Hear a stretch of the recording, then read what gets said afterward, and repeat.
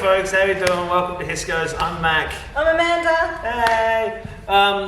So today we're doing something slightly different. Today I'm going to run you through some push-up progressions and regressions. You've got a couple of weeks now, you're going to be at home, you might as well pick a skill and get better at it. Push-ups are probably one of the things that people's skill set kind of lets them down more than their strength or their fitness. So we're going to run through a bunch of different push-up variations, and you're going to pick which one works the best for you, and you're going to work on that one until you get it better, and then you're going to move on to the next one.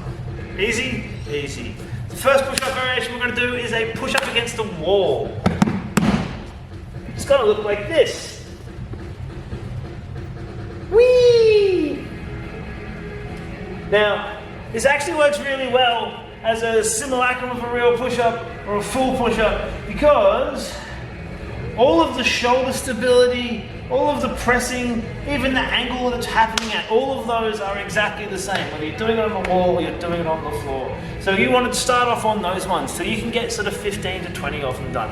When you can, I want you to move on to incline push-ups, which you're going to use the back of the couch, or your kitchen cabinet, or whatever. Whatever. You're going to use whatever you like that's going to be relatively stable under your hands. Now, the higher it is, the easier it's going to be. The lower it is, the more difficult. So, incline push-ups.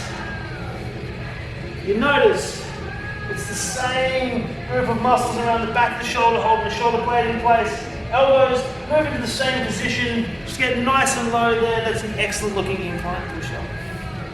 Now, once you can get a couple of those done, again, say 15, we're going to move to just the shoulder tap. Shoulder tap. So if you find that you're in a class or you're doing push-ups in a program and you're struggling with the reps, but you want to stay involved, stay up here in high plank position and add in a stability element, a bit of a shoulder tap. Keep those glutes on so your hips stay down, but every second push-up, you can add in a little shoulder tap. Those arms are getting fatigued, but you want to work on your high plank push-up hold position.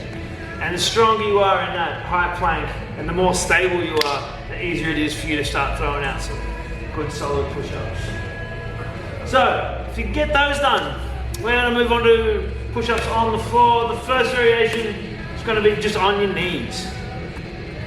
Whee! Now the important thing to notice is the body is still nice and straight. Angle of the shoulder is still the same, angle of the elbow is still the same. What she's not doing is jack your hips up for me. Hey, not doing those ones. Don't know what that is, but it's not a push-up. Do you want to try the hand release first? Yeah. Cool. So, hand release push-up's going to look like this. So on knees. Still on your knees, but now what we're doing here is we're making sure that you're getting all the way down and you're getting that full range of motion through your shoulders. How many push-ups do you think you've done there? I'm doing 6 each time. Okay. So, 24. 24. Once you're comfortable with the hand release push-ups from your knees, we're going to move into the negatives. Now this is the last step before doing a full push-up on your toes. And so if you get the feel of this one really nice, then the push-up's just around the corner. It's going to look like this. She's going to slow herself all the way down to the ground, boom, and then she's going to come up on her knees. And then elevate the knees and lower yourself all the way down. Beautiful. You want to be slow and secure and controlled the whole way down. Excellent. And then you're coming back up on your knees. If you can get those, if you can do a set of 10 or 12 of those with that kind of tempo and that kind of control, you can absolutely nail a couple of really nice looking push-ups. Tag. Now I can do all the miserable ones. All the miserable ones. So, full push-ups. Obviously, really the focus here, I love to call push-ups just a moving plank hold, is your body position. So you want to keep glutes engaged, belly button tucked in a little bit and a little bit of a hollow hold. So you're not coming up like a little body roll. So as you come to chest to floor, you've got a nice straight line from shoulders straight down to your heels. Everyone knows what a full push-up looks like, but what I often see is people not fully extending at the top and going in these little fast sort of that. So we've got full push-up, very nice. Hand release that we did in our knee modified push-up. Just again, make sure that you get full range of motion. Hands pop off at the bottom. And and it's going to get a little more nasty in those shoulders. The other thing the hand release is really good for is, like I do it with a lot of my powerlifting clients, like them trying to get a heavier bench press. It's a great warm-up because it forces you to go from a dead weight to an explosive move. So it's actually also an excellent exercise if you're trying to work towards clapping push-ups or any of that silly dynamic gonna land on your face stuff, which is fun. All right, so getting a little bit more fancy, a little more exciting is a Spider-Man push-up. Essentially, you are bringing one knee to elbow in the depth of your push-up. Damn, that was good! An issue may be mobility in your hips. You can still get a great Spider-Man even if your knee can't touch the elbow, but that's the aim of the game on that one. They're very pretty, very good, Mac. All right, polar bear push-ups. This is one of my favorite exercises. Essentially, we're able to go into a shoulder press, overhead pressing movement instead of this chest pressing movement. It's very exciting. Do you want to give it a shot? Okay.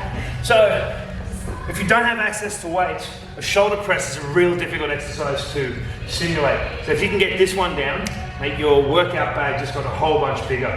So if you've gone into a really high hip, just tucking your gear in, it's okay. Go into a really high hip, really straight back. Try it again. And you'll notice how she's coming slightly forward over this way. It'll get that weight onto your shoulders. It's nice, it's a hard exercise and she's making it look very, very good. And you're really thinking about, keep how the back stays nice and straight, comes down, and it comes back up to where it, does it come back up? No, it does not come back up.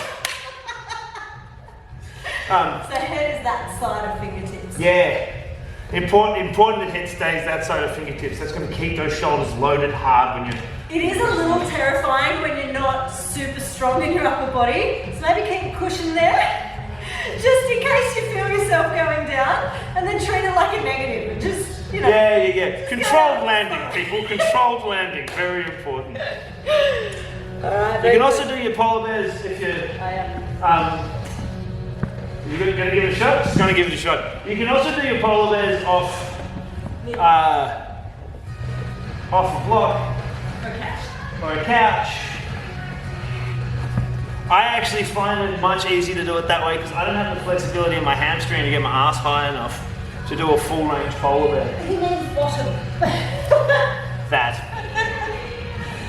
Nice. Alright, planche push up. We're going into a supinated hand position. It is a version of a tricep push-up. So essentially we're tucking those, forcing the elbows to tuck right in, focusing on the triceps. It's going to feel a little different, often a little bit nicer in those shoulders. So planche is where you're actually levitating. So a full planche is not going to happen. It's something like that.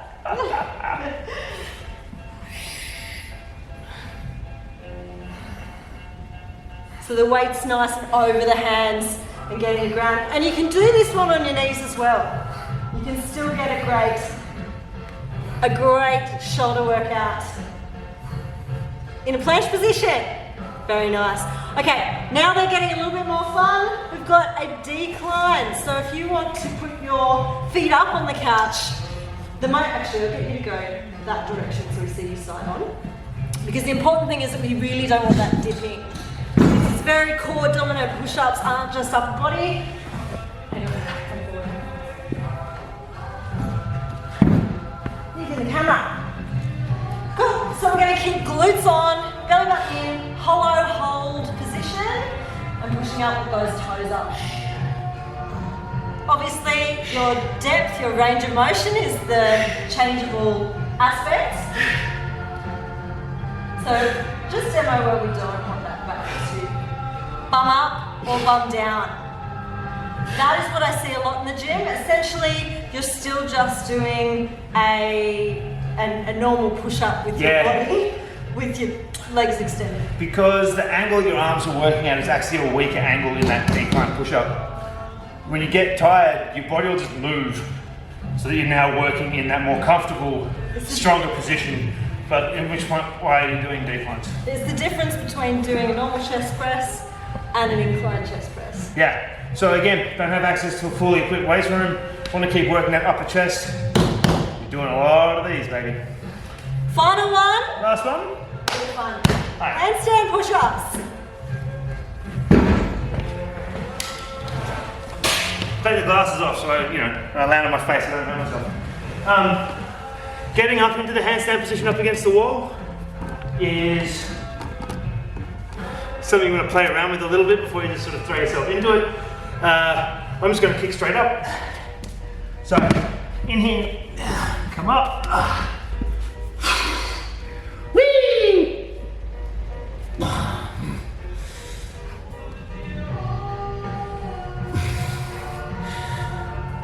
Nope. So a regression from that one, I suppose, would be just popping the feet up onto the wall and getting familiar with that Yeah, feeling. just getting upside down into the handstand position.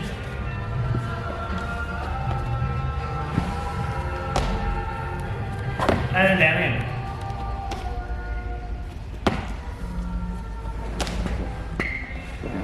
The other one we can do from there is the same tap type thing. So what you're going to do is kick your feet up. You're going to walk your face just a little bit. Good. So now she's in that kind of handstand position. Now she's going to try and just, at first she's going to elevate one hand slightly. Oh no, she's going to get the shoulder tap. So first she's going to elevate one hand slightly. If you feel stable enough there, you can go for the shoulder tap. Beautiful. That's good. Hey folks, look, there's a bunch of there's a bunch of push-up progressions, ranging from the super useful to the slightly crazy, but that's okay. Now is an excellent opportunity to kind of pick one of those things, work on it every second day for a week or so, and you will get so much better. And if you can just maintain that discipline, getting it done once every second day or whatever, you've got 2 or 3 weeks at home. By the end of 21 days, you'll have progressed so far. And once you do make those progressions, once you've taught your body how to do a decent push-up, your body will remember how to do a decent push-up. That's a thing that you'll be able to do for the most of the rest of your life. So Absolutely. we've got a couple of weeks to play with. Might as well not waste them, eh? I think it's worthwhile having time in that position.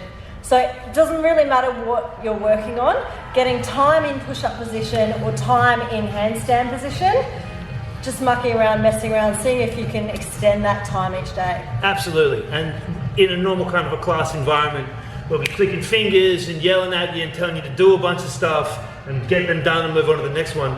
Whereas right now, you've maybe got a little bit of time to just fanning about in a push-up position and see what happens in doing different things. So, making the most of the circumstances forced upon us, eh? Anything else? No? Thanks, It's guys. good. Thanks, guys. See you later. Good. Thanks. Just kicked it a little bit.